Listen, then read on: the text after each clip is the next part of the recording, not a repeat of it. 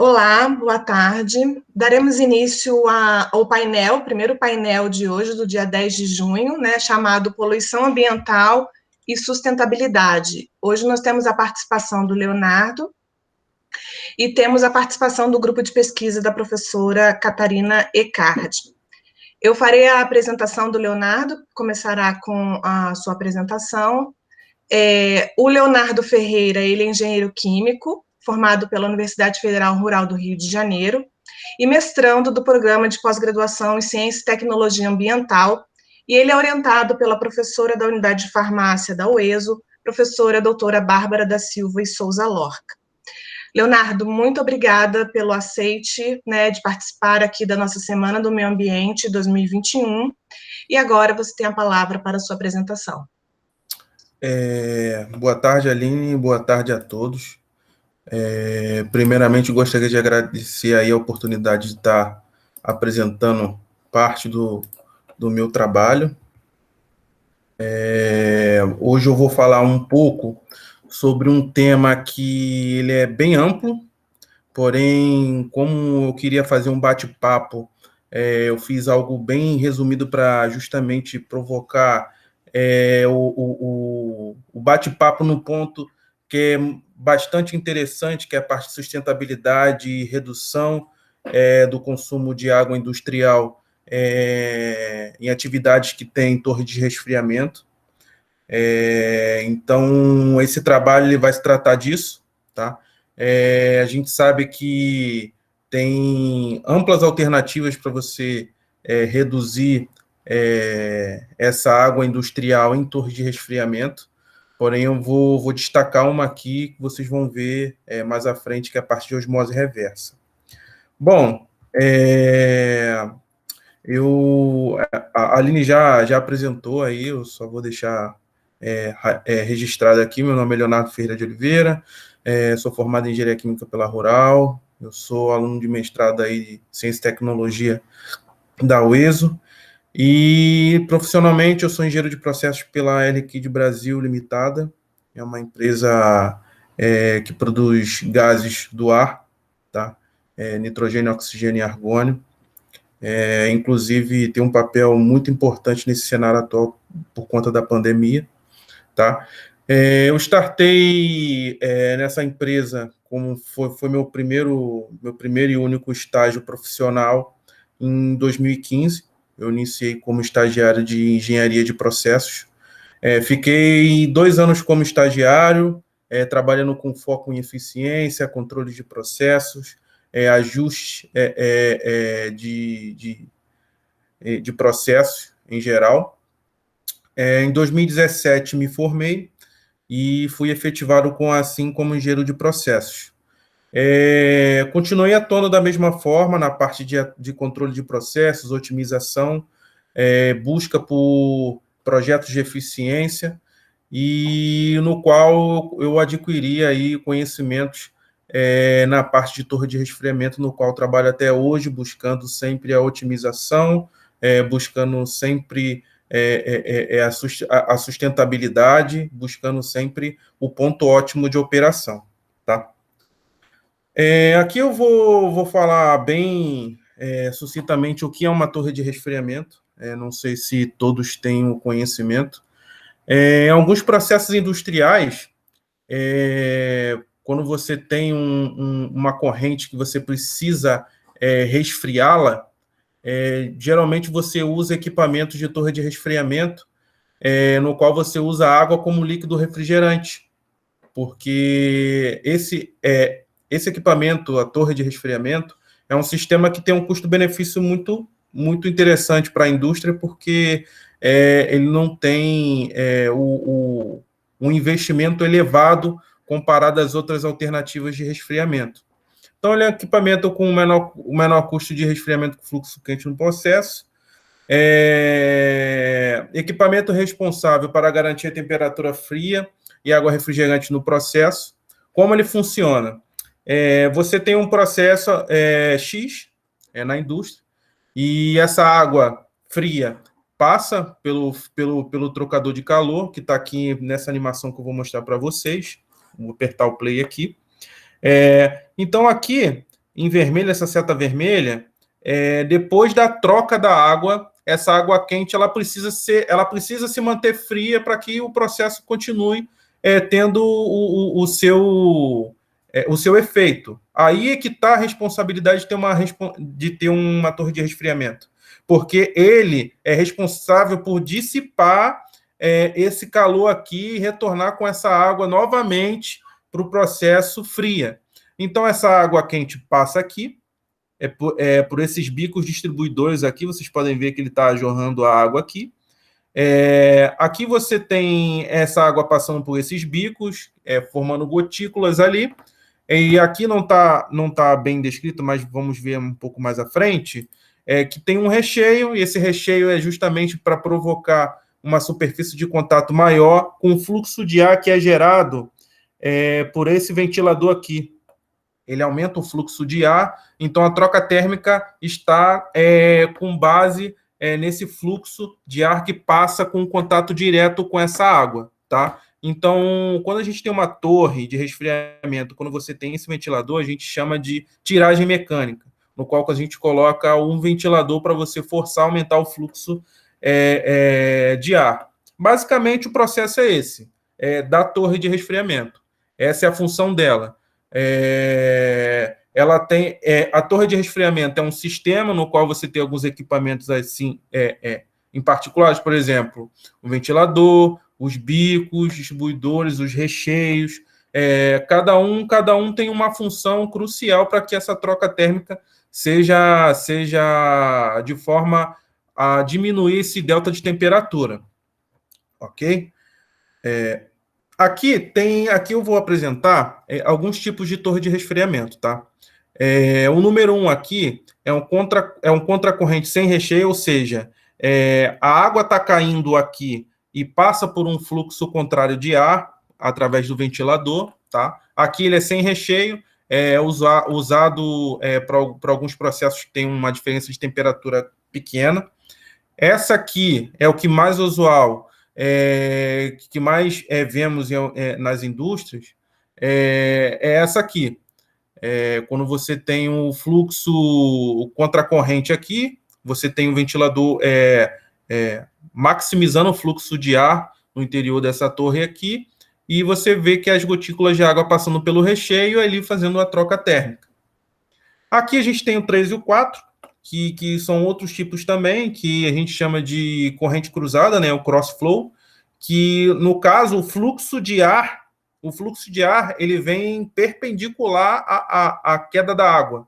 Por isso que a gente chama de cross-flow. Então, algumas unidades de processo usam esse tipo aqui de torre de resfriamento. Vocês podem ver que os bicos estão aqui, ó, perto do recheio, basicamente perto onde está esse fluxo de ar aqui cruzado. E aqui é pelos dois lados, né? Então a gente chama de duplo fluxo de ar. E aqui é uma torre que é também perpendicular, que é um cross-flow também, que é esse ar pegando perpendicular à queda da água, porém só com uma corrente aqui. Então, dependendo do que você quer e precisa, a diferença de temperatura, você sempre vai avaliar qual que vai ser mais benéfico e um custo-benefício melhor, tá? Vou passando aqui, não está passando. Deixa eu ver aqui, beleza. Princípios do processo de resfriamento. Eu vou repetir aqui, né? Basicamente o que eu disse. Aqui está o processo, você pegou essa água fria, ela conseguiu retirar, resfriar o que precisava no processo e ela voltou quente. Essa água quente passa por esse bico distribuidor. Esse aqui tá bem legal de se mostrar, porque dá para analisar. Você vê que as gotículas caindo aqui, o fluxo de ar passando por aqui, é causado por essa tiragem mecânica aqui pelo ventilador, e aqui o ar úmido quente passa. Aqui eu vou dizer alguns detalhes que eu não disse anteriormente, que vai nos levar qual é a problemática aí dessas purgas de torre de resfriamento. Quando você tem essa troca, você tem dois tipos de perda aqui nesse sistema, tirando o que a gente vai tirar aqui no futuro. É por arraste, que é a transferência de massa, pelo próprio fluxo de ar, como é muito, muito intenso, ela vai passar parte dessa água. Geralmente, na teoria, cerca de 0,1% ou no máximo 0,2% da água recirculante. Ou seja, exemplificando, um fluxo, sei lá, de 100 metros cúbicos por hora. Então, vai ser 0,2% na teoria desses 100 metros cúbicos por hora que você vai ter de perda líquida aqui por conta do arraste. E de evaporação. Por quê? Com essa retirada de parte da água aqui desse contato entre ar e água, você tem essa transferência de calor que faz com que parte dessa água ela evapore. Então, você tem a perda também por evaporação. Então, você tem dois tipos de perda aqui, por transferência de calor e por transferência de massa. Então, qual é o problema daqui? É porque quando a gente tem essas perdas, você retira a água pura e não os sais que estão dissolvidos nela. Então, quando ela evapora a água pura e beleza. E nisso, os sais contidos nessa água industrial aqui, ela acaba se concentrando. E aí, dependendo do tratamento da água e quais são os parâmetros que a gente precisa manter, isso pode gerar um problema como um todo. Vou passar aqui. Deixa eu ver aqui.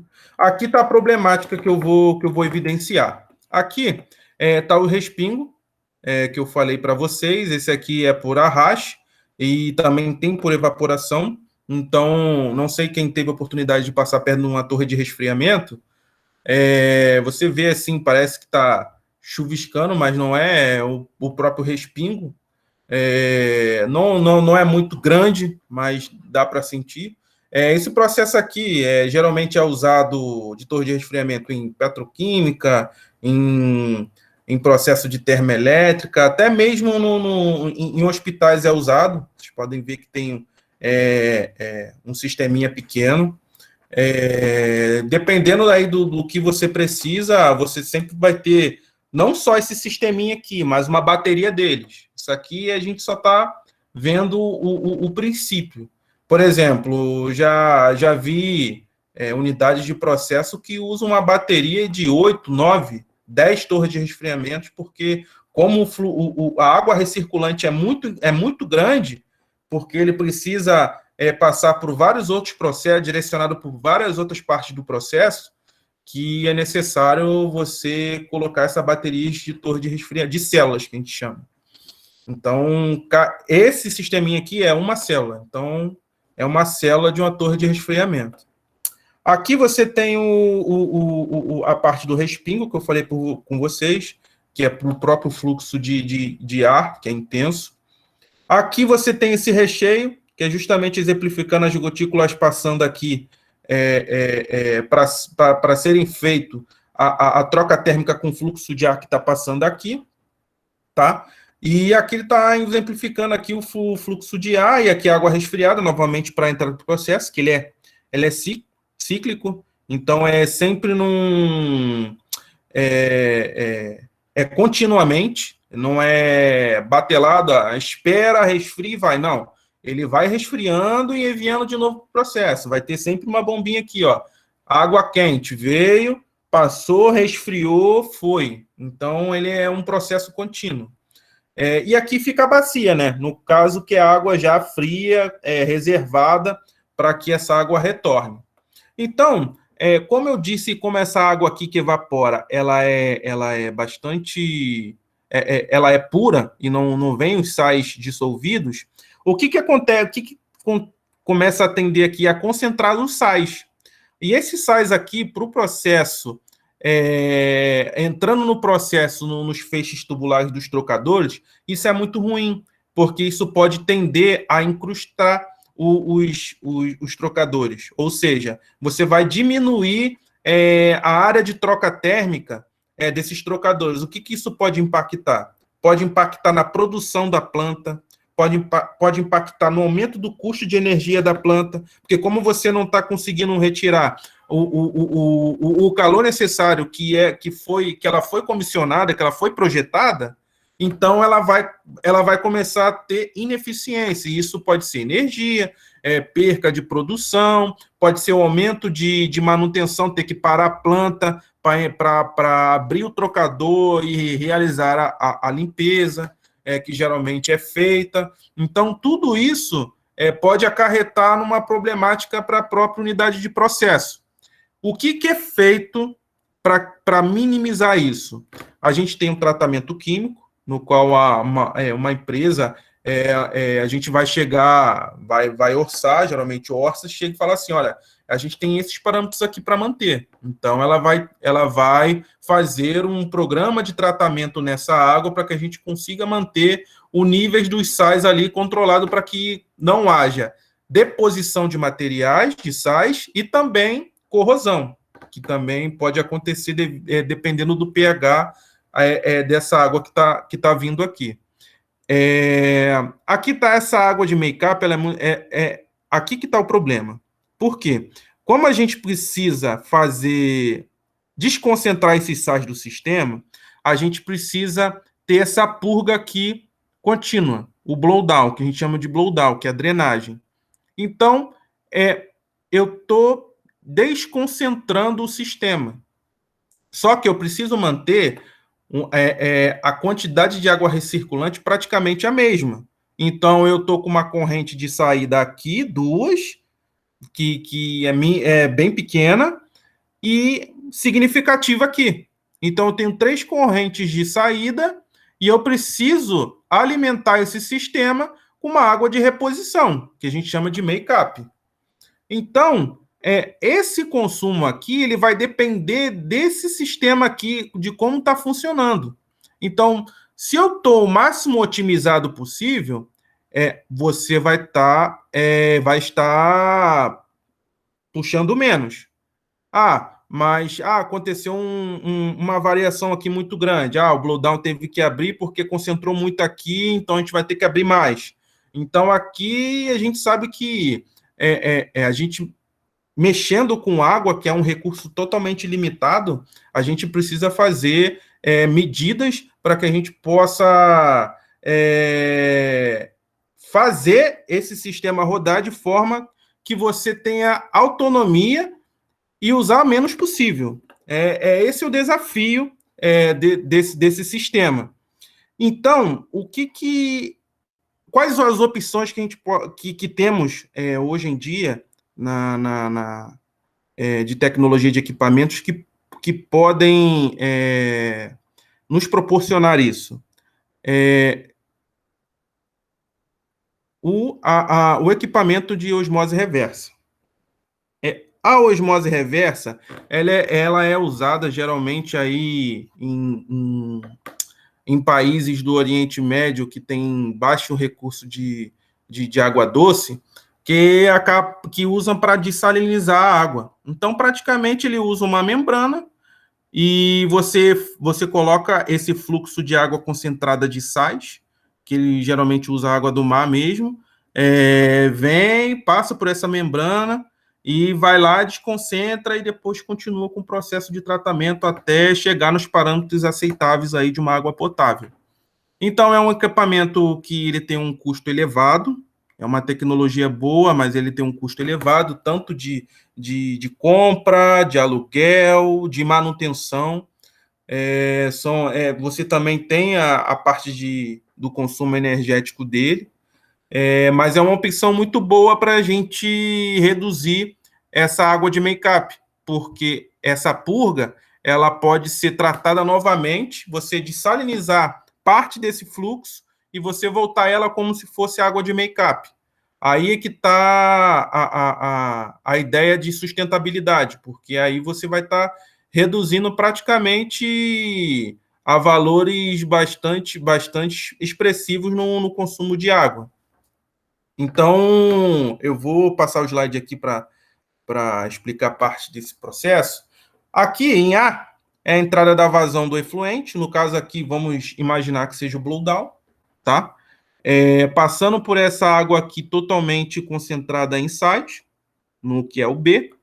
O C aqui os sais retidos por essa membrana aqui que está em D. D é a membrana, tá? Então, aqui ele foi retido, tá? Esse processo ele gera um rejeito, tá? O rejeito é justamente esses sais aqui que foram retidos.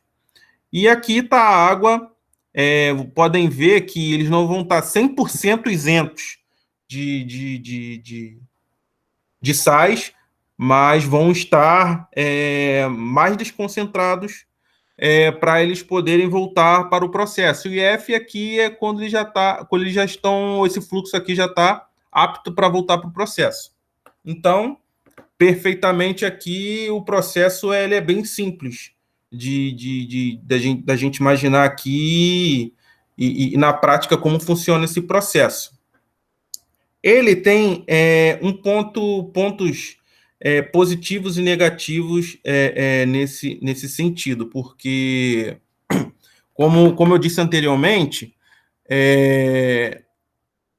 a significância em termos de sustentabilidade dele é muito importante, porque a gente vai estar usando conscientemente a água, a menor quantidade possível, que é isso que é o ideal, que é e deve ser ideal para cada unidade de processo. Buscar sempre a sustentabilidade, você aumentar a produtividade consumindo a menor quantidade de insumos possíveis. Aqui o positivo é a redução do consumo de água, tá? Isso vai ser notório, uma vez tratando essa água e voltando para o processo, você vai ter somente, entre aspas, parte do fluxo que é perdido por evaporação e por arraste, tá? E aqui você tem a redução do custo de tratamento do efluente. Geralmente, as empresas, a maioria das indústrias em geral, consome a água, mas também pagam pelo consumo da água, mas também pagam pelo tratamento da mesma. Tá? Então, você vai ter duas reduções, do consumo e de você também reduzir o custo do tratamento, porque você não vai estar enviando aquela quantidade que sempre mandou. O outro é redução de problemas associados à corrosão e de incrustação, que é o 3 e 4, que como você vai estar com fluxo bem reduzido de sais, então você podem ter infinitas possibilidades de tratamento. Então, vai ser bem melhor para você ter um approach, um acompanhamento, um detalhamento de como vai estar, porque você vai estar com uma água muito melhor, vai estar com uma qualidade muito melhor. É claro, sempre monitorando para ver como que vai estar essa concentração, se a eficiência do equipamento também vai estar, como posso dizer, condizendo com o que foi projetado, isso é muito importante. E aqui é um projeto que, para mim, é principal, o mais importante, que é o foco, que é um projeto com ênfase no desenvolvimento sustentável. A gente pode ver com esse equipamento aí que nós teremos um projeto interessante no que tange a redução de um insumo aí que é totalmente limitado. E se não pensarmos no agora, se não pensarmos em mudar agora, não teremos um futuro. Então, o desenvolvimento sustentável ele é crucial para que nós tenhamos um futuro com os recursos adequados no qual precisamos e vamos precisar, entendeu? No negativo, o custo elevado para a compra do equipamento. Esse equipamento não é barato. Dependendo do fluxo que você precisa tratar, pode ser uma bateria de sistemas ou não, ou equipamentos importados, tá? Custo elevado para manutenção, esse é um ponto negativo, porque você vai ter mais um equipamento para fazer manutenção, tá? Viabilidade, dependendo da qualidade da água, isso é importante, tá?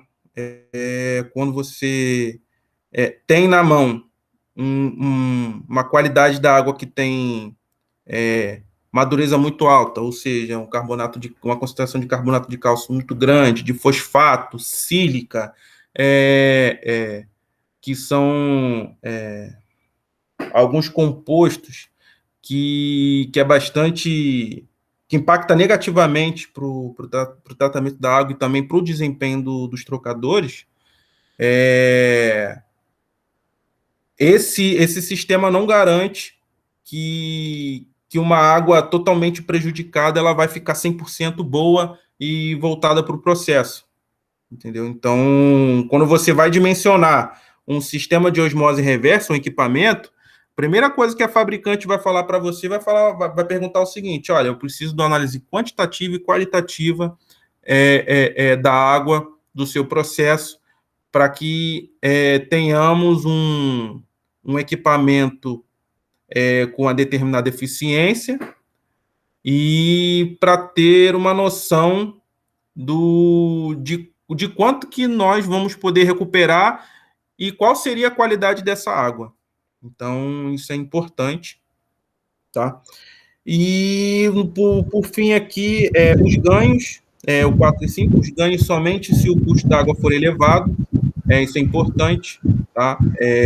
Pensando na parte de projeto de eficiência, em ganhos para a empresa, é importante ver esse fator, porque em alguns locais a água ela varia, o preço dessa água. Então, como o custo é elevado do equipamento, para valer a pena, para gerar algum ganho nesse projeto em termos monetários, você precisa avaliar essa parte do custo da água e elevação do custo de energia, porque você vai ter um novo equipamento aí associado com consumo de energia. Então, Leonardo, a gente tem mais 2 minutinhos, tá bom?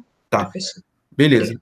Eu fechei aqui agora, eu só gostaria de salientar também que é um projeto muito interessante, é um projeto que tenho certeza que vai dar muito certo para algumas unidades de processo, porém é necessário que tenhamos também políticas que promovem essas atividades de desenvolvimento sustentável.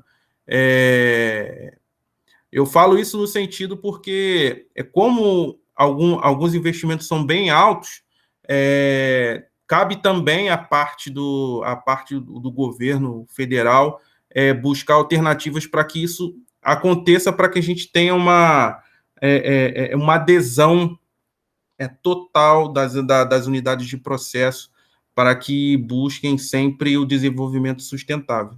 Eu até procurei algumas medidas governamentais que visassem isso, mas eu confesso que acho muito pouco, tá?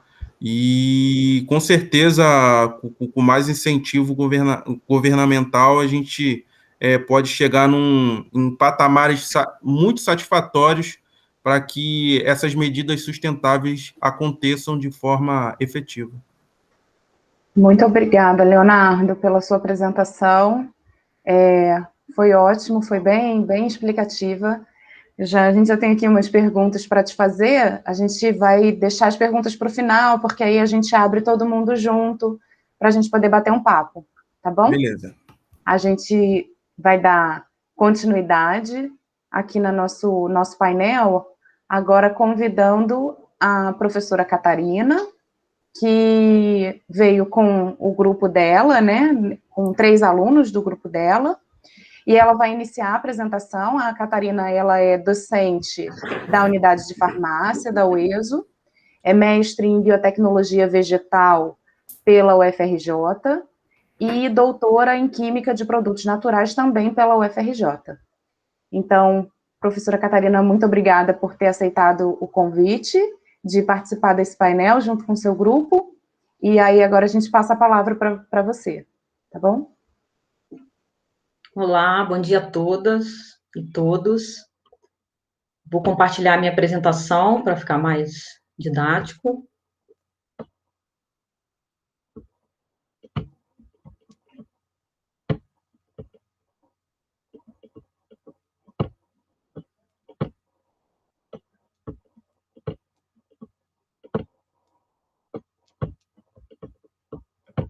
Só um minuto que eu não estou conseguindo achar que o arquivo não está aparecendo para mim. Agora foi.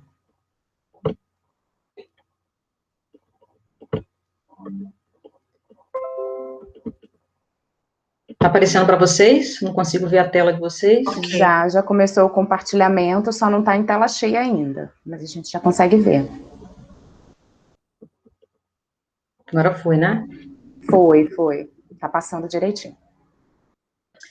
Antes de iniciar minha fala, gostaria de agradecer o convite feito pela coordenação de divulgação e eventos, convite também pela Propesc e pela comissão organizadora da Semana do Meio Ambiente da UESO, 2021. E como a professora Ana Beatriz me apresentou, eu sou a professora Catarina Ecardi Fingolo, sou da unidade de farmácia e também do programa de pós-graduação em Ciência e Tecnologia Ambiental da UESO. E hoje, eu e 3 alunos de pós-graduação vamos apresentar trabalhos de pesquisa desenvolvidos na UESO com metas mais sustentáveis. Para iniciar a apresentação, gostaria de apresentar um pouco da nossa equipe do Laboratório de Tecnologia em Produtos Naturais, orientados por mim. Atualmente, eu oriento, coordeno 3 alunos bolsistas. O primeiro deles, o João Vitor Braga Alves Peixoto, que é aluno do curso de farmácia da UESO e bolsista de iniciação tecnológica pela FAPERJ. A aluna Juliana Barbosa Suca, que é mestre em ciência e tecnologia ambiental pela UESO e bolsista TCT5 pela FAPERJ. E a aluna de graduação em farmácia, Manuela Pereira Lucas, também bolsista PIBIC-CNPq. Essa projeção, eu coloquei em destaque aqui no canto inferior direito, parte da equipe, no momento presencial, destacando 3 alunas, mais 2 alunas de iniciação científica, que recentemente fizeram parte do programa voluntário de iniciação científica, a Renata e a Letícia. Deixa eu ver se eu consigo mostrar aqui para vocês, A Renata, aqui, e a Letícia, e a foto aqui da Juliana, da Manuela e do João, que eu apresentei no slide anterior.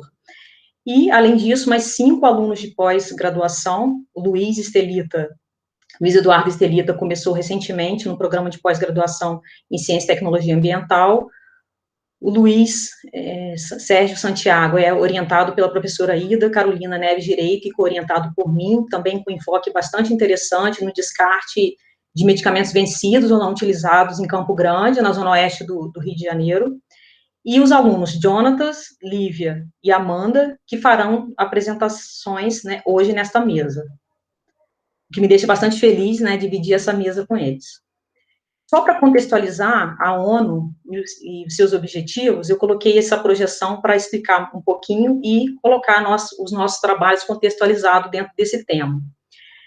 A década de ação, que é essa que a gente começou neste ano de 2021, então ela vai de 2021 a 2030, ela foi criada com uma proposta dentro da Agenda 2030, ou Agenda 2030 para o Desenvolvimento Sustentável, e ela foi inspirada na Agenda do Milênio, de acordo com os Objetivos de Desenvolvimento do Milênio, que teve como características, durou 15 anos, de 2000 a 2015, e 193 países fizeram parte dessa organização. Esses países membros, eles, ao final de 2015, eles se reuniram e com a crítica de que eles não conseguiram cumprir, resolver as desigualdades, eles acharam por bem criar uma nova agenda, então a Agenda 2030 foi criada dessa forma, e é uma agenda que também contempla 15 anos de ação, baseada em Objetivo de Desenvolvimento Sustentável, que contempla, a anterior contemplava 8 grandes objetivos, nessa agora de 2015 a 2030 contempla 17 objetivos e 169 metas. Então, essa década de ação, né, que é como é chamada, ela tem como tema principal a restauração de ecossistemas. Para enfatizar o ecossistema que a gente trabalha, né, meus alunos de graduação e pós-graduação, eu trouxe essa figura do nosso grupo parceiro, NEMA, da UERJ, que mostra aqui, muito bonitinho, né, a foto da Rhizophora mangli dentro desse ecossistema manguezal brasileiro. Os 3 trabalhos que serão apresentados hoje, eles vão abordar o ecossistema manguezal fluminense. E ainda dentro desse contexto, para falar sobre a Agenda 2030, eu acho essa figura muito importante, porque ela mostra os 17 objetivos num formato de quebra-cabeça. Isso significa que todos os 17 objetivos, eles estão interligados, de forma que muitos deles dependem do conjunto, né, de ações. Principalmente quando a gente fala aqui do ODS 11, de cidades e comunidades sustentáveis. Se ele não for resolvido, se ele não for trabalhado dentro de toda a sua complexidade, será muito difícil cumprir todas as outras metas dos outros 16 Objetivos de Desenvolvimento Sustentável. Ainda dentro desse contexto, eu trouxe mais 2 figuras que eu acho belíssimas, né, sobre a abordagem que cada grupo faz sobre essa temática. Né? Então, dentro do contexto de reflexão que permeia a sociedade e a comunidade acadêmica, da qual nós fazemos parte, sobre as diferentes questões ambientais, esta figura traz uma excelente interpretação de como a comida ela vai conectar todos os ODS aqui representados. Essa ilustração é da Universidade de Estocolmo, ela é baseada na figura central de um bolo de casamento, né? Ela parece um bolo de casamento, implicando que as economias e a sociedade são vistas como parte integrante da biosfera, aqui representada. Então, o desenvolvimento social, econômico e ambiental, que formam o tripé para o conceito de sustentabilidade, que a gente está discutindo aqui nessa mesa, eles estão unidos nessa feliz interpretação. Eu achei muito interessante. Então, é imprescindível entender que a economia precisa servir à sociedade, né? Então, a economia precisa servir à sociedade para que evoluamos dentro de um planeta seguro. Os autores concluem, né, deste trabalho, que todas as metas dos 17 Objetivos de Desenvolvimento Sustentável estão conectadas a alimentos saudáveis e sustentáveis. Esta figura da direita, ela também traz uma interpretação que eu achei muito rica, né, que traz todos os conceitos. Ela traz a questão que eu mostrei anteriormente do quebra-cabeça, mostrando a interligação entre os 17 objetivos e que eles estão interligados com todos os ODS que falam sobre a vida no planeta. E para isso, né, então está circundado aqui com os ODS de vida na água, vida na terra, que nós vamos abordar hoje nos trabalhos, a Amanda vai falar um pouco disso também no dela, e também ações contra problemas climáticos e a garantia da água potável e saneamento básico para todos. Também destaco aqui essa figura da ABRAPS, Associação Brasileira dos Profissionais pelo Desenvolvimento Sustentável. Então, essa frase ela é bastante rica. Os Objetivos de Desenvolvimento Sustentável são um apelo global à ação para acabar com a pobreza, proteger o meio ambiente, o clima, e garantir que as pessoas em todos os lugares possam desfrutar de paz e de prosperidade. Existem 5 grandes áreas, né, representando esses 17 Objetivos de Desenvolvimento Sustentável, que são, melhor resumidos, vamos dizer assim, pelos 5 P's, que são planeta, né, que é representado pelo global, pessoas, paz, prosperidade e parcerias. O que seria de nós sem as parcerias, né? Como a gente consegue resolver ou construir trabalhos, planejar trabalhos sem parcerias? Eu trouxe aqui, então, destacando o objetivo 13, que é urgente nós tomarmos medidas para combater a mudança do clima e seus impactos. E para isso, né, são várias metas, mas eu destaquei a 13.3, a gente precisa melhorar a educação, né, trabalhar com a educação ambiental, a conscientização, para que a gente consiga mudanças, né, de impacto. E essa frase, ela vai nortear, essa meta, ela vai nortear o trabalho de tese de doutorado da Amanda, que fala sobre a poluição sobre a poluição no ecossistema manguezal. E para fazer uma ligação, né, com essa figura que eu achei belíssima, ela que conecta o alimento, né, ela conecta os 17 Objetivos de Desenvolvimento Sustentável ao alimento saudável e sustentável. Eu queria destacar o trabalho do João, né, que é aluno de IT, sob minha orientação e da professora Aline Fonseca da Silva Soares, da Unidade de Biologia. A gente desenvolveu, né, a gente implementou essa linha no Laboratório de Tecnologia em Produtos Naturais, desenvolvimento de novos produtos, e o João trabalha com uma matéria-prima, que é um subproduto descartado na natureza, de baixo custo, e com características nutricionais e funcionais. Com essas características, ele consegue, a gente pretende, né, na proposta de trabalho dele, ao final desse ano, desenvolver um produto sustentável e saudável. Sustentável porque ele tem um apelo social, econômico e ambiental.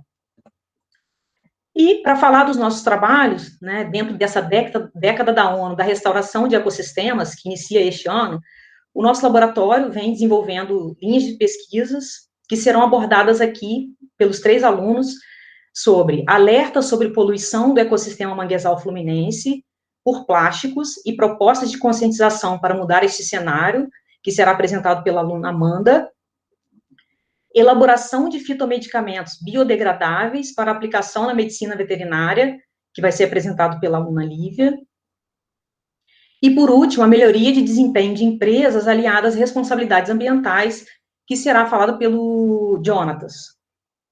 Eu quis colocar essa foto, né, que foi durante um dia de coleta no mangue, né, que eu estive presente.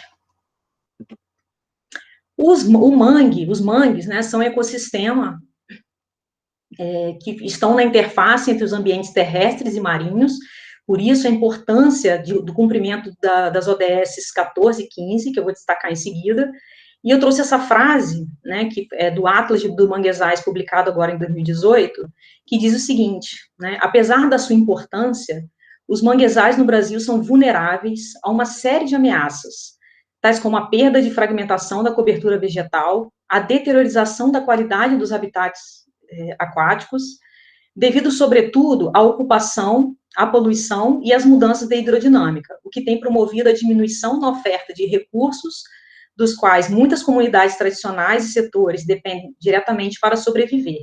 Né? Então, ele é um ecossistema que está relacionado à sobrevivência de vários povos e comunidades. Destaca-se a pesca artesanal, o extrativismo, a coleta de mariscos e o turismo. Vou voltar aqui, que eu esqueci de falar, que esse trabalho, ele só ocorre por conta da parceria que nosso grupo tem com o Núcleo de Estudos de Manguezais da UERJ, em especial com o professor Felipe de Oliveira Chaves.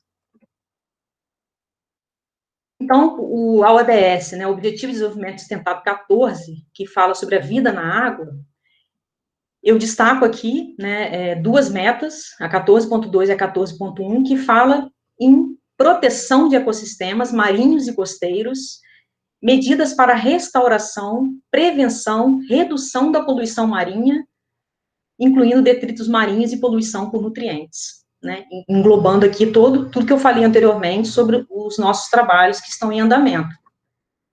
Destaco ainda algumas metas do Objetivo de Desenvolvimento Sustentável 15, da vida terrestre, destacando os 3 trabalhos que vão ser apresentados em seguida, sobre mobilização, conservação e reflorestamento, nos trabalhos de conscientização, que a Amanda vai falar, e a conservação e o uso sustentável da biodiversidade dos ecossistemas. E mais 2, dentro desse mesmo objetivo 15, que seria, quando a gente fala em produção no futuro de fitomedicamentos, baseado em conhecimento tradicional, a gente tem que falar da repartição justa de benefícios que a Lei de Biodiversidade prevê.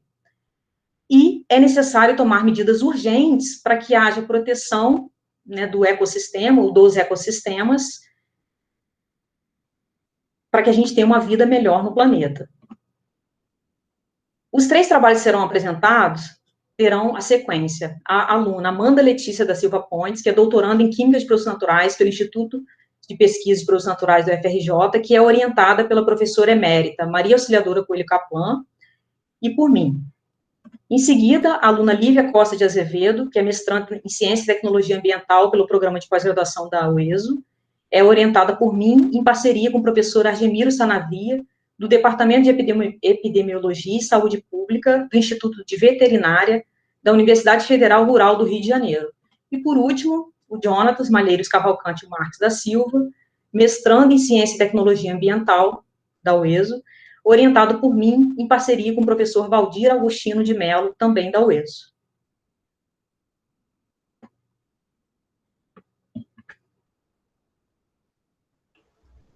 Catarina, Oi. muitíssimo obrigada pela sua belíssima apresentação do grupo, essa introdução dos projetos de vocês correlacionando com os ODSs.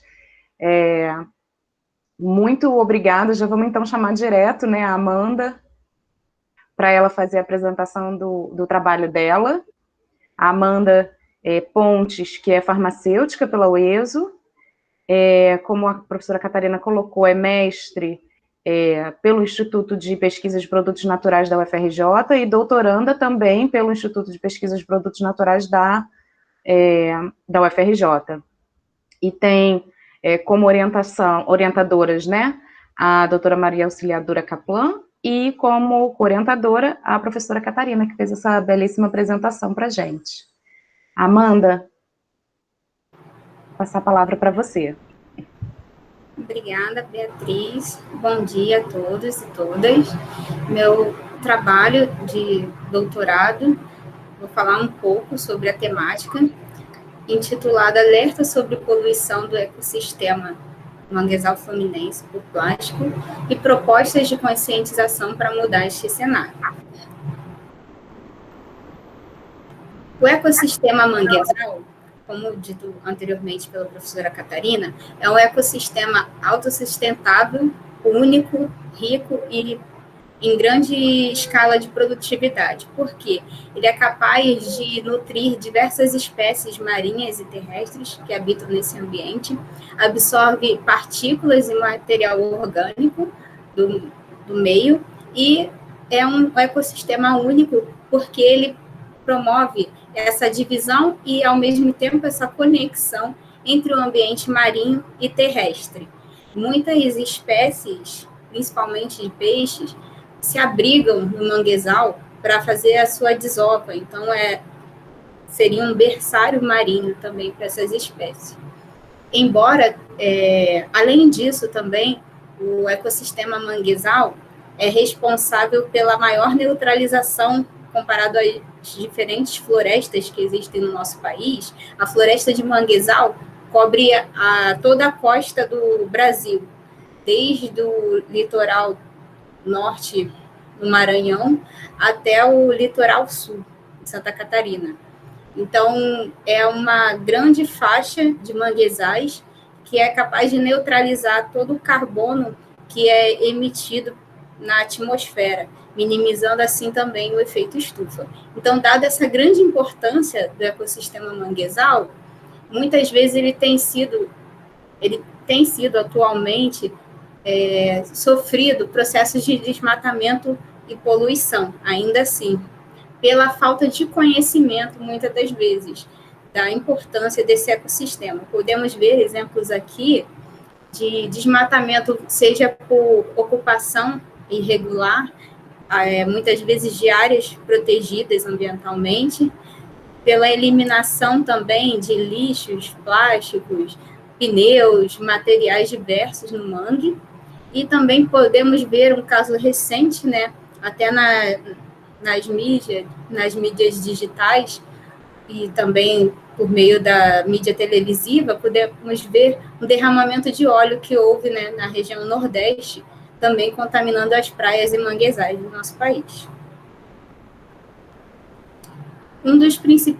um dos contaminantes que pode ser utilizado como marcador de contaminação ambiental nos manguezais são os fitalatos. Os fitalatos são substâncias utilizadas para dar flexibilidade aos materiais plásticos.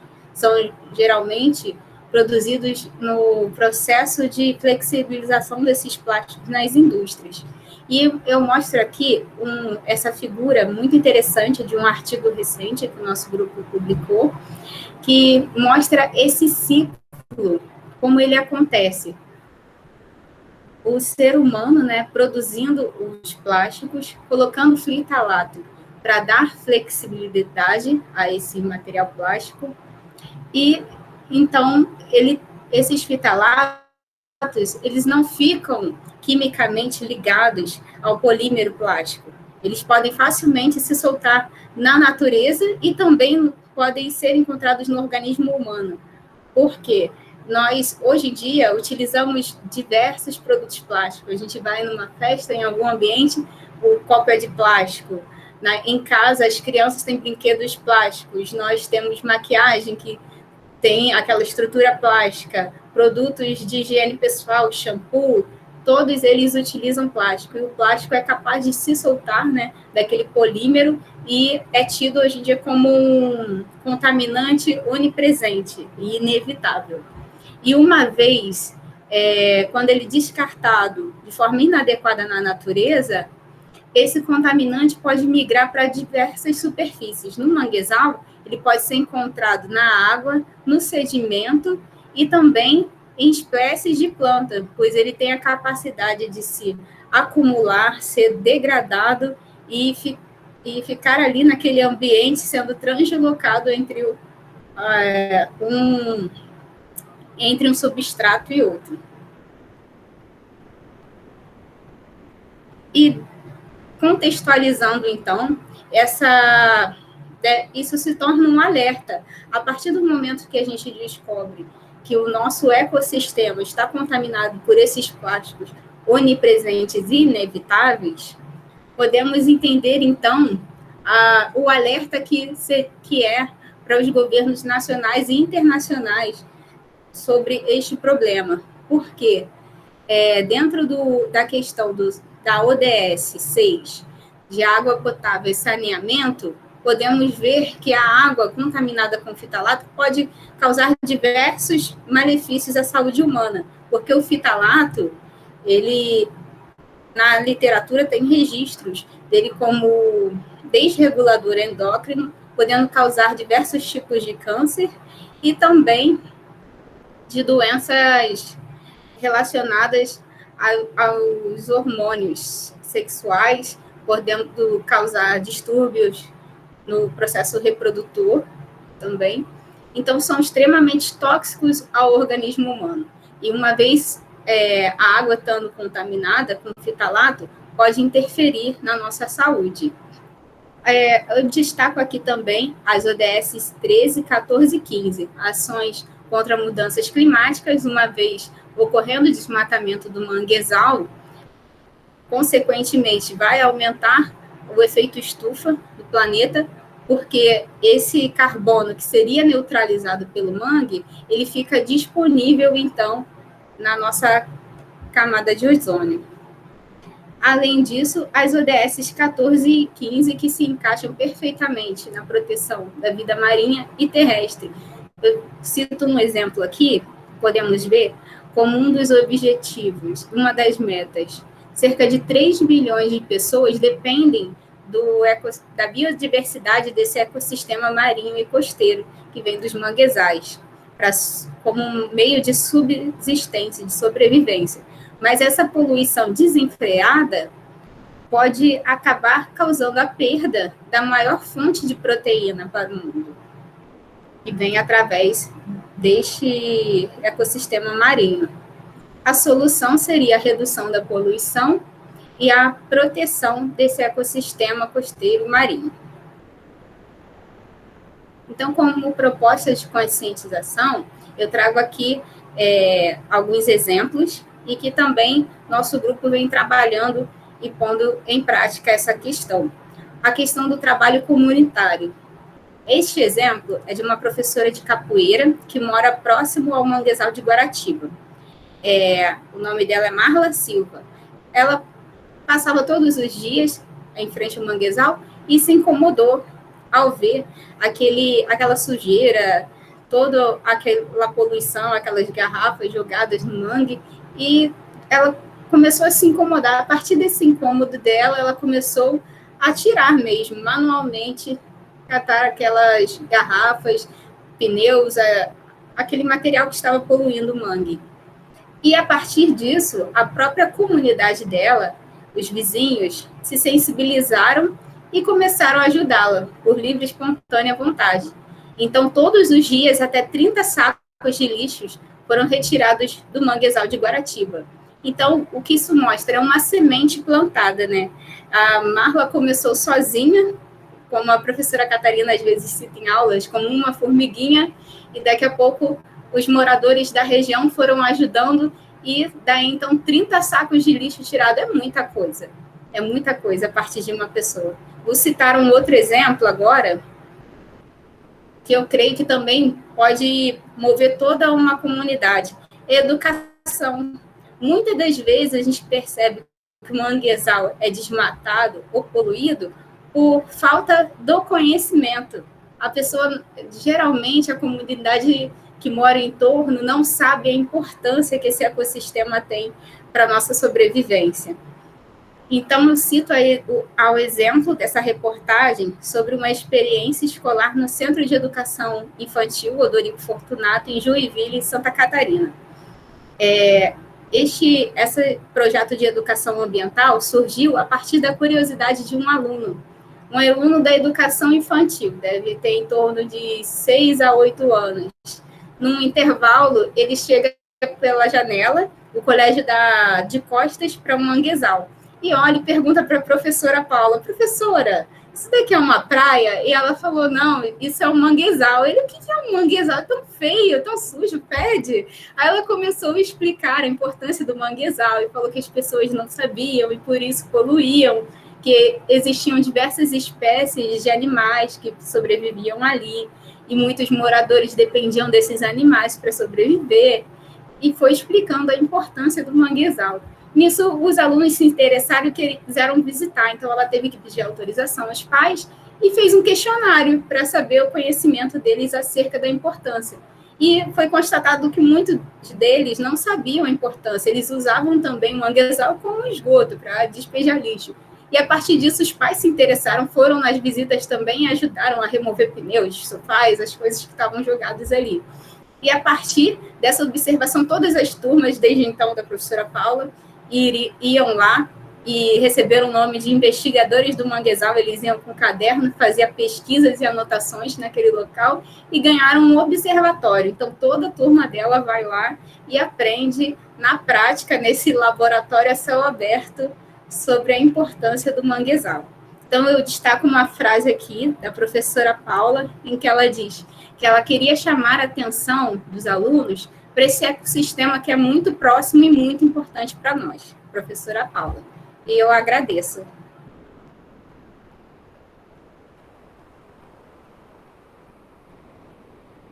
Obrigada, Amanda, pela sua apresentação, foi excelente. E a gente vai agora continuar com as apresentações para as perguntas ficarem para o final, ok? Bom, a próxima palestrante é a Lívia Costa de Azevedo.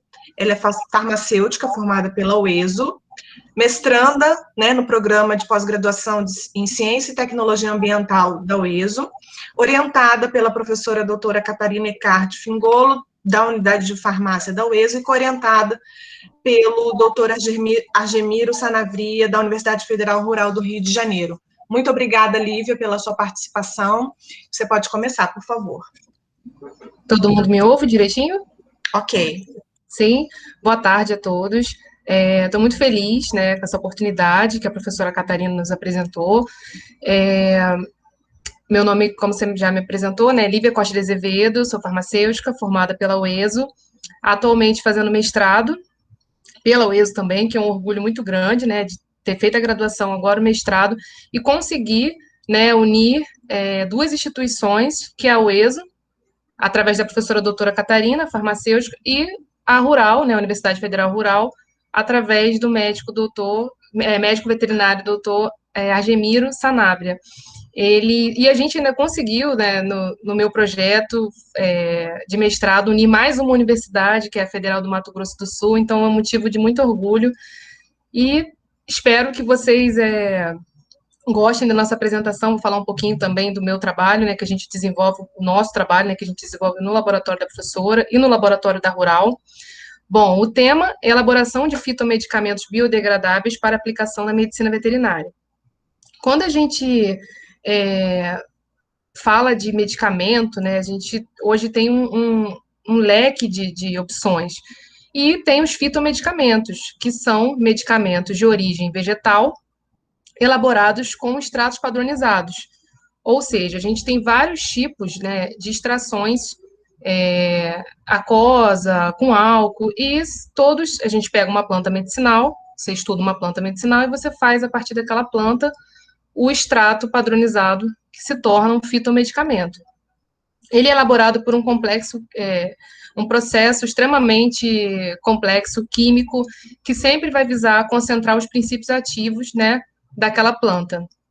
Ou seja, quando na medicina humana, a gente já tem bastante disseminado, né, falando até como farmacêutica, o uso de fitoterápico, de fitomedicamentos. E na medicina veterinária também, a gente tem visto um enorme crescimento, um avanço mesmo do uso de uma proposta, né, de uso de fitomedicamentos no tratamento e no bem-estar de animais.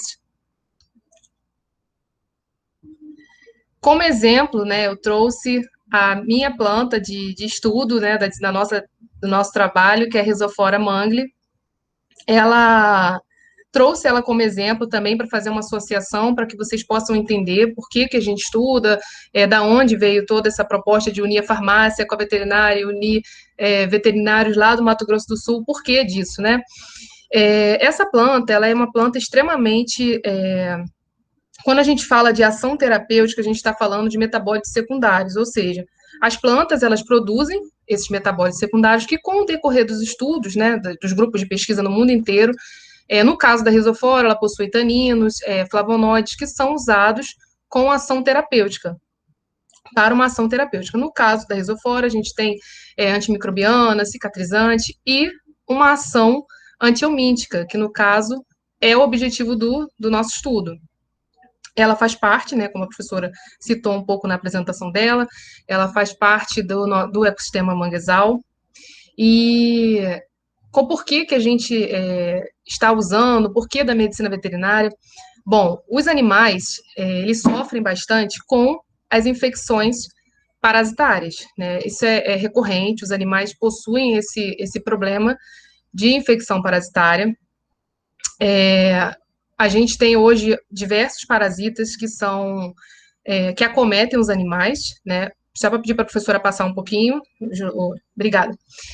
Essas parasitoses, elas fazem com que tenha uma perda econômica, porque o animal ele tem uma alta taxa de mortalidade, especialmente animais jovens, né? São muito acometidos por essas infecções. E hoje, eu vou citar para vocês um grupo específico, que são os pequenos ruminantes, que são caprinos, né, e ovinos. Você deve estar se perguntando, meu Deus, mas que ligação é essa, né, da farmácia com a veterinária, com o meio ambiente, por que disso? Esses animais, eles sofrem, né, com essas infecções parasitárias e eles precisam passar por um processo de medicação. Então, a medicação que é feita nesses animais, pode passar, pedir para... A medicação que é feita são medicações antihelmínticos, né? A gente tem visto falar bastante de vermectina agora, né? Por conta da questão do coronavírus e tudo mais. Esses animais também fazem uso desse medicamento, porém, apropriado para eles, para o peso e tudo mais. Então, eles fazem uso de vários tipos de antihelmíntico para tratar essas infecções parasitárias, que são recorrentes. Mas por que são recorrentes? Que já do parasita mesmo ser resistente, né? Principalmente quando a gente fala de um parasita específico, que é Moncos contortos, que é o mais resistente, que causa mais prejuízo naquele animal, que tem sangramento no intestino, que o animal tem muitos problemas, né, o animal jovem morre com 1, 2 anos por conta dessas infecções. E aí o produtor rural, né, entra em contato com aquele veterinário, né, e faz uso de medicamentos, né, e o ciclo recomeça. Então, ele é recorrente por conta do parasita, que já tem essa ação de ser difícil de tratar. O clima do nosso país também favorece, principalmente quando a gente fala de pequenos ruminantes, a gente associa muito ao Nordeste, né? No Nordeste, essa produção é muito forte, então a gente tem muitas famílias, né, que sobrevivem dessa criação desses animais. E com isso, os estudos, né, os artigos, o que a gente pesquisa, o que a gente vê né, estudando, escrevendo a dissertação, que eles associam esses medicamentos alopáticos, esses medicamentos, né, que os animais tomam com frequência, à contaminação na carne e no leite, que acaba, né, afetando nós, seres humanos, e também esses animais, eles fazem, né, a gente faz a excreção de medicamento através das fezes e a urina. Então, essas fezes e essa urina que tem o resíduo medicamentoso, cai ali naquele pasto, e aí tem toda a contaminação do solo do meio ambiente. Então, a gente, esse trabalho que a gente está desenvolvendo é motivo de muito orgulho, muito um diferencial, porque a gente conseguiu unir profissões diferentes, né? No laboratório tem também outras profissões, não só farmacêutico, veterinário, tem biólogo, tem zootecnista, pessoas que vêm ajudando a gente a desenvolver esse trabalho e que, quando a gente conta, né, explica da importância de tudo, ficam muitas pessoas ficam surpresas e querendo participar, porque realmente é um problema recorrente. E por que surgiu a opção, né? Por que usar o fitomedicamento? Nesse caso, a gente viu que o animal, ele faz uso sempre desses medicamentos, né? E se você pensar em um fitomedicamento, ou seja, um medicamento natural, você vai ter a redução ali da resistência, né, ao medicamento, porque vai ser uma alternativa de tratamento, assim como a gente está falando de infecção parasitária, que é o estudo, né, da minha dissertação e tudo mais, porém, muitos animais sofrem de diversos problemas que podem ser tratados, que podem ter uma vida melhor, a gente pode trazer bem-estar àquele animal, fazendo estudando plantas, né, que tenham ação terapêutica, como é o caso da risofora, que a gente, né, associa essa ação antihelmíntica. Então, além da redução, eles vão ter a redução da resistência medicamentosa, porque não vai ser preciso vermifugar o tempo inteiro aquele animal, porque às vezes o ciclo, quando a gente fui pesquisando, tendo contato com o médico veterinário, eles fazem às vezes de 15 em 15 dias, de mês em mês, então assim, o fígado daquele animal, o rim, tudo isso fica muito prejudicado, né, o animal sofre com isso, com esse monte de medicamento, a infecção é recorrente, e quando a gente apresenta, fala de novas propostas de fitomedicamento, né, de medicamentos que não vão fazer mal àquele animal, você consegue fazer toda essa associação, a saúde do animal, mais a saúde humana, porque a gente acaba consumindo, né, o leite, a carne daquele animal, você tem, e também a saúde ambiental, que no caso, o animal, ele não vai fazer a excreção daqueles medicamentos, daqueles resíduos medicamentosos no meio ambiente. É isso. Muito obrigada. Obrigada, Lívia, pela sua apresentação. O trabalho realmente é belíssimo, como vocês estão falando, né? E muito interessante. Essa questão interdisciplinar é sempre bem-vinda. Né? E o meio ambiente é isso, né? Ele é interdisciplinar, de interação, então super casou perfeitamente. Muito obrigada. Bom, de nada. Então, continuando aí as apresentações, nós temos agora o último palestrante, né, o Jonatas Malheiros Cavalcante Marques da Silva. Ele é engenheiro de produção, formado pela UESO, e mestrando do curso de pós-graduação em Ciência e Tecnologia Ambiental da UESO, orientado pela professora Catarina e coorientado pelo professor Valdir Agostinho de Mello, que também é professor da UESO. Bom, Jonatas, muito obrigada pela sua participação e você pode começar. Ok, boa tarde a todos. Agradeço a professora Aline pela minha apresentação e pelo convite de poder participar desse evento, que com certeza vai ser grandioso para o mundo acadêmico como um todo. O meu trabalho ele é focado em melhorias de práticas ambientais, focado no meio empresarial. Tá? E o que eu peguei do assunto que o Leonardo falou, que a professora Catarina, que a Amanda, que a Lívia falou, é com relação à sustentabilidade como um todo. Né? E quando a gente pensa em sustentabilidade, a primeira coisa que a gente pensa é aquela definição básica que a gente aprendeu lá, que sustentabilidade é atender à geração atual sem tirar a capacidade da geração futura. Porém, a sustentabilidade ela vai ainda num âmbito um pouco mais profundo além disso, né?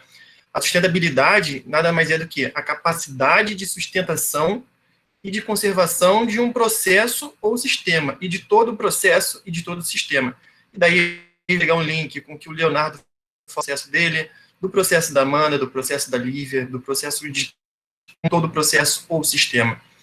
E para ter um bom desenvolvimento sustentável, é preciso olhar os três principais engrenagens que faz o todo movimentar, que é o lado social, ou seja, quais são os impactos sociais que um determinado impacto pode acontecer, qual é o impacto ambiental, ou seja, qual é a degradação ambiental, qual é a perda da fauna, qual é a perda da flora, contaminação de solo, poluição, que é o tema dessa semana, e o âmbito econômico, porque nós vivemos no mundo capitalista, então não adianta a gente olhar para o lado social e para o lado ambiental e econômico ou vice-versa, porque os três âmbitos funcionam realmente como uma engrenagem, que para funcionar elas precisam estar muito bem conectadas e interligadas.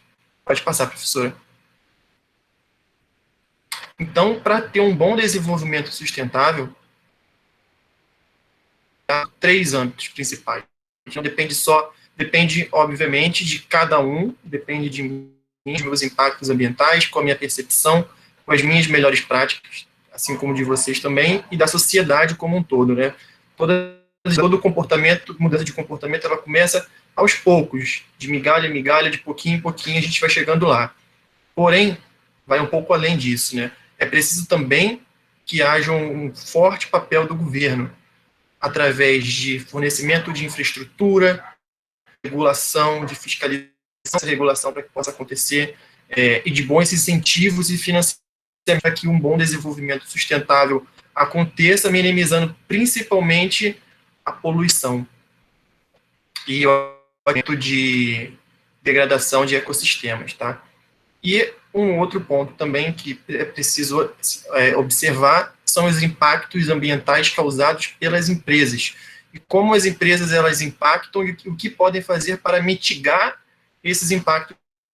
Nós vivemos num ambiente capitalista, então todo processo ele possui impacto ambiental, não existe processo ou uma organização que não haja impacto ambiental.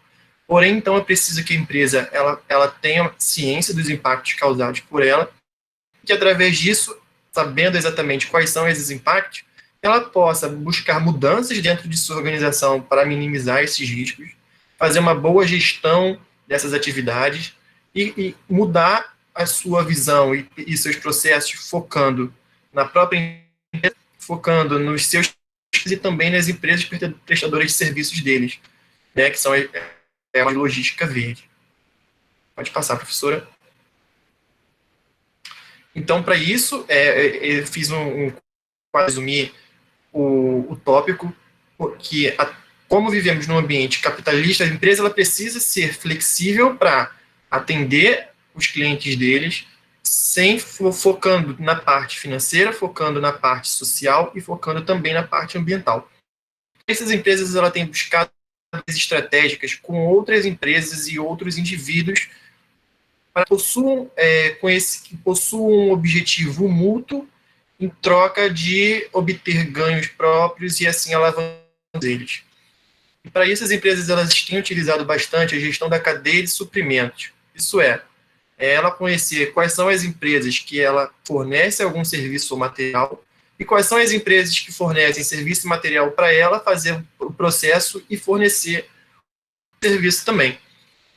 Essa cadeia de suprimento tem alguns tópicos que precisam ser analisados para identificar quais são os impactos ambientais e, a partir daí, descobrir as melhores formas de mitigá-los, que é sempre analisando as suas ambientais, seja do processo e seja dos fornecedores que prestam esse serviço. Tendo essa análise muito bem feita, é possível fazer uma boa mitigação desses impactos, sempre buscando também conservar a biodiversidade, que está totalmente em linha com a palestra que a professora Catarina apresentou cedo. E para isso as empresas, para finalizar, né, as empresas elas têm buscado uma boa gestão e uma boa restauração de ecossistemas, ainda que em passos muito lentos, porque apesar do termo de desenvolvimento sustentável está sendo muito mais falado hoje do que anteriormente, ainda assim caminha a passos lentos, e é de pouco em pouco que a gente vai chegar lá. Mas se as empresas elas conseguirem olhar para os seus processos internos, para ver seus impactos ambientais, a restauração de ecossistemas, se elas conseguirem olharem para a cadeia dos seus clientes, seus fornecedores, é possível sim um desenvolvimento sustentável visando a restauração e a manutenção de ecossistemas. Obrigado. Obrigada, Jonatas, pela sua apresentação. Agora nós podemos passar para as perguntas, né? Nosso tempinho já deu uma avançada, mas acho que a gente consegue pelo menos uma pergunta, né? Acho que a gente pode pensar uma pergunta para cada um. Não sei se o Leonardo, Amanda e Lívia quiserem abrir, a gente conversar Vocês aqui. podem abrir, por favor, todo mundo. Vamos tentar seguir um pouquinho pela ordem aí das falas. Eu vou, então, abrir uma primeira pergunta para o Leonardo. Leonardo, mais uma vez, parabéns pela sua apresentação. E só uma curiosidade, você trouxe bem a questão da explicação e do potencial dessa reutilização, né, do reaproveitamento da água, mas eu queria saber se você pudesse dar números para a gente, por exemplo, qual o percentual do processo que é possível reaproveitar da água, ou então, assim, né, uma outra visão, é possível reduzir em até quanto o consumo da água utilizando um sistema de reaproveitamento? Tá? Se você tem esses valores aí para passar para a gente, o quanto isso, você trouxe uma problemática, né, que isso traz um custo adicional, mas eu imagino que você também tem um outro custo ali, né, que pode ser reduzido fazendo esse reaproveitamento, além, claro, de você ter uma redução significativa do impacto, né? Sim, sim. Obrigado aí pelas palavras, primeiramente. É um ponto muito interessante, uma pergunta muito boa. Então, baseado em alguns dimensionamentos de equipamento de osmose reversa, vou exemplificar, tá? Supondo que nós temos aí uma vazão de 20 metros cúbicos por hora de efluente aí, do blowdown, já vi equipamentos que conseguem recuperar aí em torno de 75% desse valor. Ou seja, quantificando 75% desse fluxo aí de 20 metros cúbicos, esse o valor que vai ser reduzido aí num consumo, num montante aí mensal. É um percentual significativo, né? Sim, sim, entendeu? Mas isso vai depender, isso é um ponto interessante, porém, foi o que eu falei, quando nós fomos assim para dimensionar um equipamento dessa magnitude, primeiramente é preciso avaliar a qualidade dessa água. Uhum. Porque isso vai avaliar, assim, pode chegar a quase 100%, dependendo da água. Uhum. Entendeu? Pode chegar a quase 100%. Agora, se a água vier, a gente fala assim, com muito agressivo, que é bem concentrada de sais, de fosfato, de sílica, aí vai reduzir um pouquinho, né? Vai depender da eficiência da própria membrana. Do processo, entendi. Né? Entendeu? Muito obrigada, não sei se a Aline quer fazer alguma pergunta, ou a gente passa para a pergunta para a Amanda? Não, a gente pode passar para a Amanda, Leonardo. Aí se tiver, muito obrigada, a gente faz esse primeiro round, se der um tempinho, a gente abre para as falas finais de vocês, tá?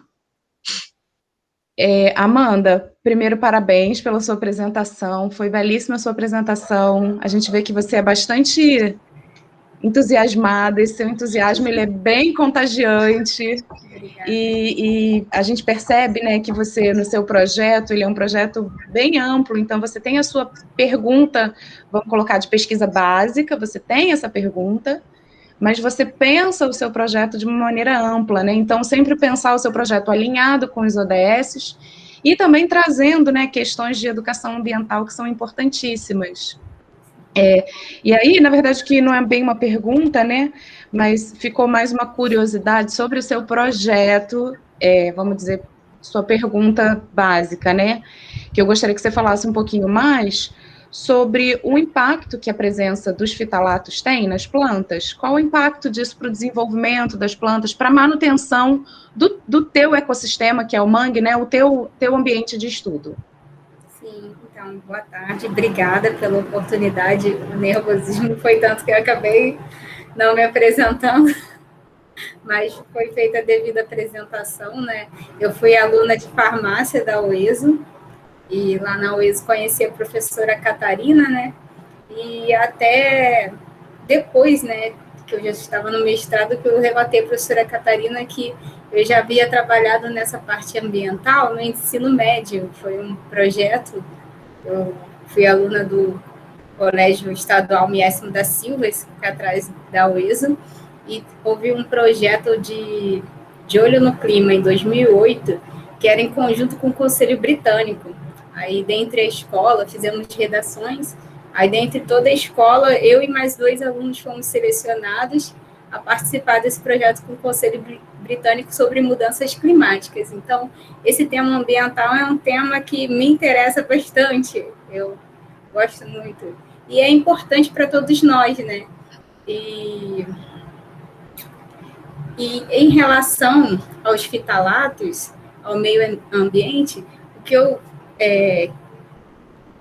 tentei explicar neste pouco tempo é porque, devido à sua estrutura, se nós formos observar, tem até alguns fitalatos aqui no quadro, ele tem essa estrutura de anel aromático, tem a estrutura éster aqui, mais lipofílica, não, mais hidrofílica, e a estrutura aqui desse grupamento alquila, que ela é mais lipofílica. Essa estrutura dele faz com que ele seja semelhante a um fosfolipídio. Então, ele é capaz, no nosso organismo, atravessar as membranas nas plasmáticas.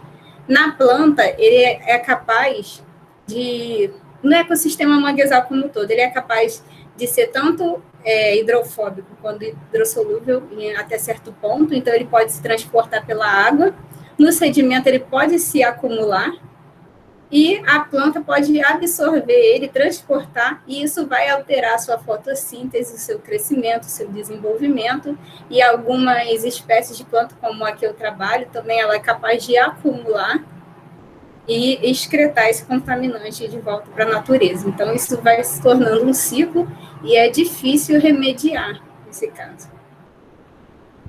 Obrigada, Amanda. Acho que ficou assim, para sumarizar, ficou bastante clara a sua apresentação, complementou bem, assim, muito obrigada. Obrigada. Bom, eu tenho aqui uma pergunta para a Lívia, né, a gente até já tinha falado sobre essa questão da interdisciplinaridade, que eu acho que é perfeita, né, e é dessa sua pesquisa que você está desenvolvendo, você está trabalhando com essa planta, né, a Rhizophyra mangli, né, que você falou, você já tem algum resultado dessa pesquisa que possa mostrar o quanto que é de benéfico em relação a um tratamento convencional, o quanto que, posso dizer, se minimizou, se realmente conseguiu evitar essas infecções que você diz que são recorrentes nesses tipos de animais, né, desses pequenos ruminantes. Você já tem esse comparativo? Sim. Então, essa parte a gente fez a extração da planta toda aqui na UESO, né, com a orientação da professora Catarina, e a parte desses testes, na verdade, são 2 testes.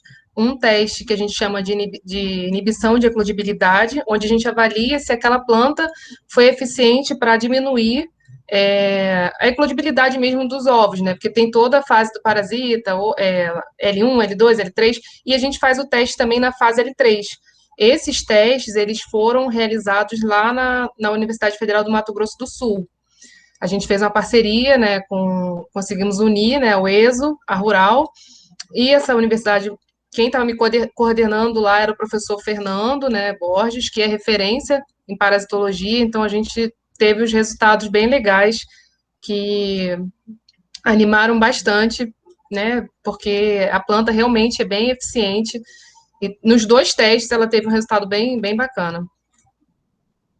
Então, já é um material alternativo para os pequenos produtores, aliás, para qualquer produtor, né, que queira utilizar como uma alternativa. Porque, assim, os pequenos ruminantes, né, quando a gente fala de cabra, ovelha, eles têm essa probabilidade maior de desenvolver esse tipo de parasita, né, que é o hemoncus, que é o mais agressivo. Os bovinos também têm esse parasita, porém, de uma forma menos agressiva, né, assim, em ovelha, principalmente em ovelha, o animal ele morre muito rápido, ele tem anemia profunda, e por conta desse problema todo, ele tem que toda hora estar vermifugando. Então, o produtor rural, além de ter um gasto, né, absurdo com medicação, ele também, o animal sofre bastante. Então, seria uma proposta excelente de um futuro medicamento, né, para esses animais, para o bem-estar, e acaba beneficiando a gente também, né, e o meio ambiente.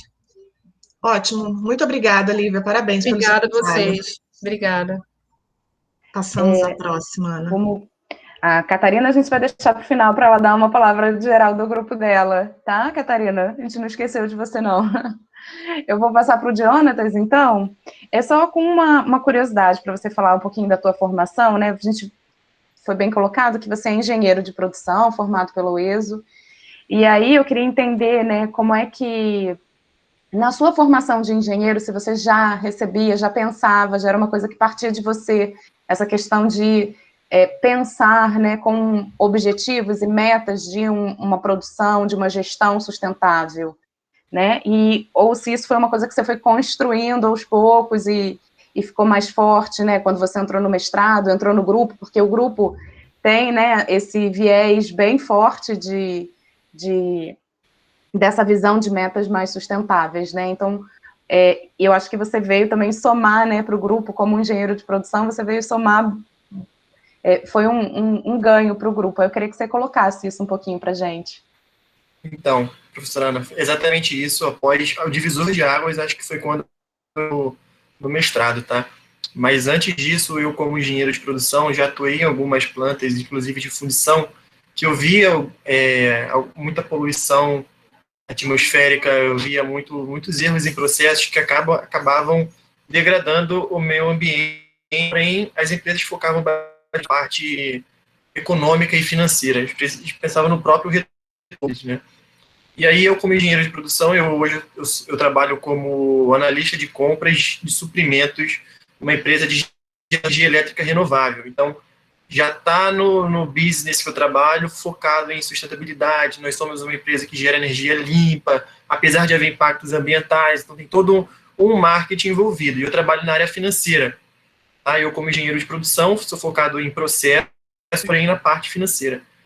Eu, como engenheiro de produção, que preciso analisar o processo como, não só olhando uma engrenagem, como falei na apresentação, eu vi uma oportunidade de melhoria na parte financeira.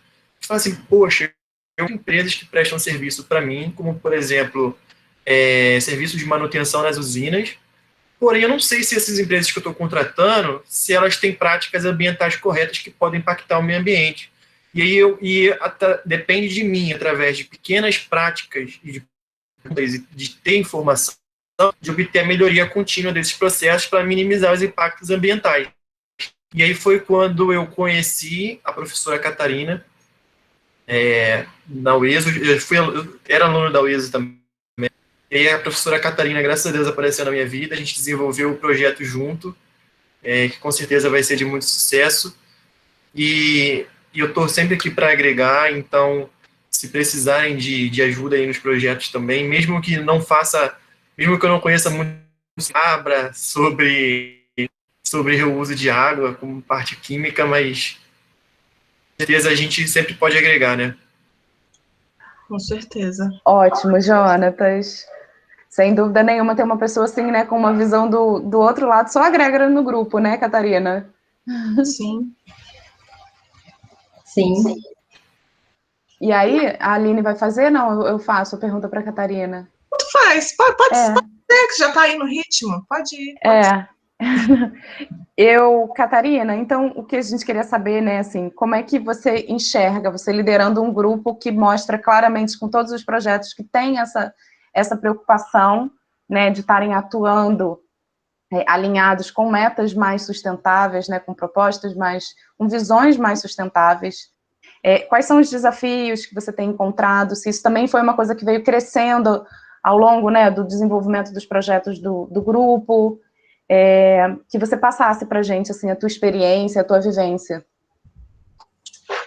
Tá, quero agradecer, né, de novo a oportunidade de fazer parte dessa mesa junto com os alunos, né, poder falar um pouco sobre isso, e pedir desculpa que eu, como fiz a apresentação aqui, eu não conseguia desligar meu áudio e meu vídeo, então eu tive que ir passando, e não sei como é que ficou isso aí para vocês, porque eu não via ninguém, só não, eu fechei o seu áudio, ficou só o vídeo. Obrigada, Aline.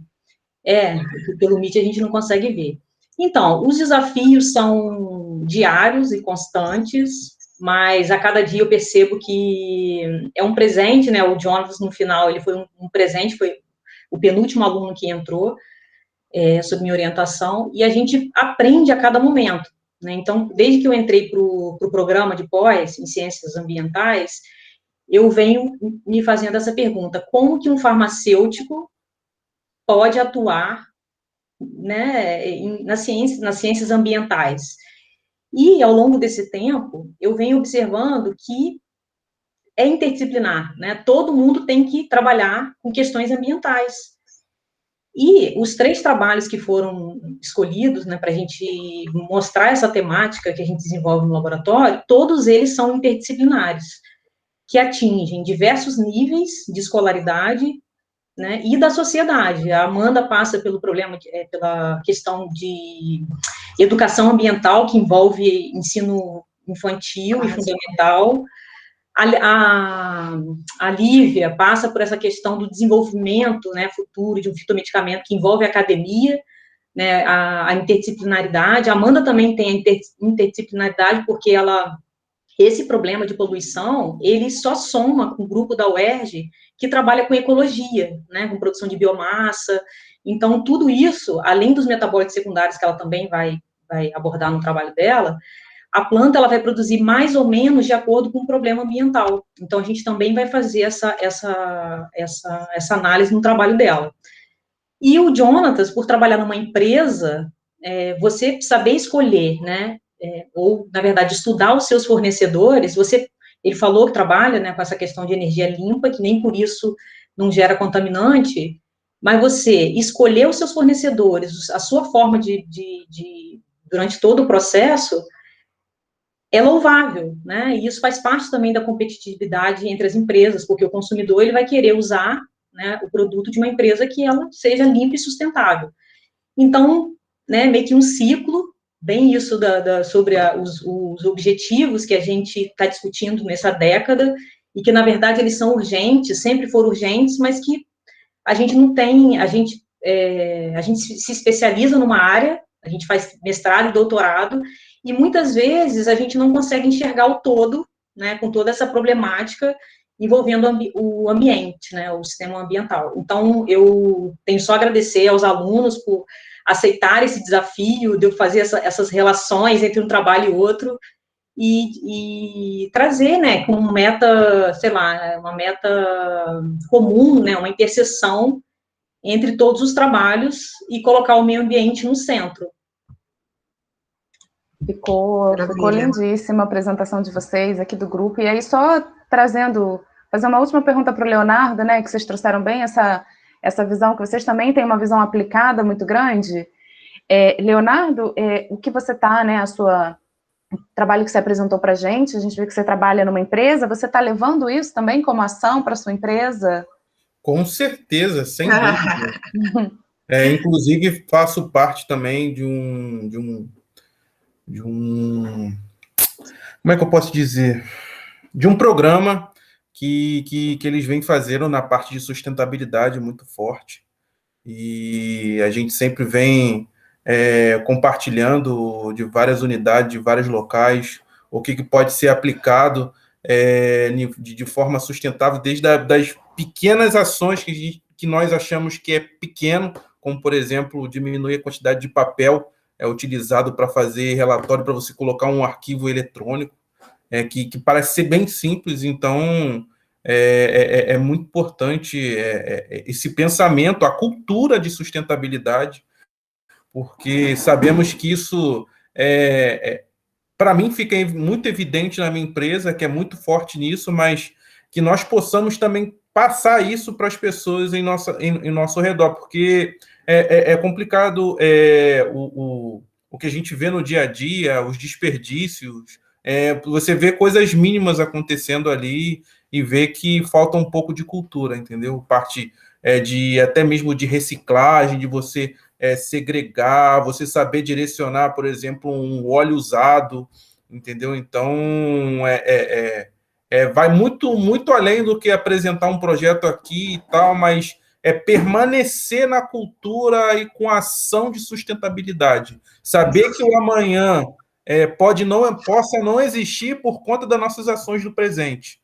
No passado, já sofremos muito por conta disso, desde a Revolução Industrial e tal, essa degradação.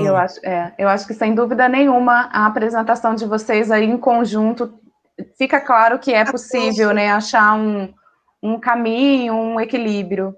A gente agradece bastante a apresentação de todos aqui, ficou muito feliz com as falas, e vocês terem aceitado fazer parte, né, desse dia.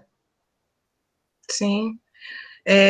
O que eu ia falar é que, na verdade, todos os trabalhos, né, eles foram se encaixando, né, e eles está gerando, né, várias alternativas, né, para várias problemáticas, e no caso específico aí do Jonatas e também do Leonardo, são mudanças de hábitos e de comportamentos, né, esse também é o foco, né, então se você consegue colocar essas questões dentro da sua empresa e levar para fora e tornar isso um hábito, daqui a pouco torna-se natural, né, então a gente vai caminhando para essa melhoria mesmo. Então, eu também tenho a agradecer muito a participação de todos vocês aqui na Semana do Meio Ambiente, o ESO 2021, e a gente espera contar com a presença no ano que vem, né, no próximo evento também, e muito obrigada. Muito obrigada, gente. Obrigado, pessoal, pela oportunidade aí. Tenham uma ótima tarde. Obrigada, boa tarde. Obrigada. Obrigada, também queria agradecer a todos.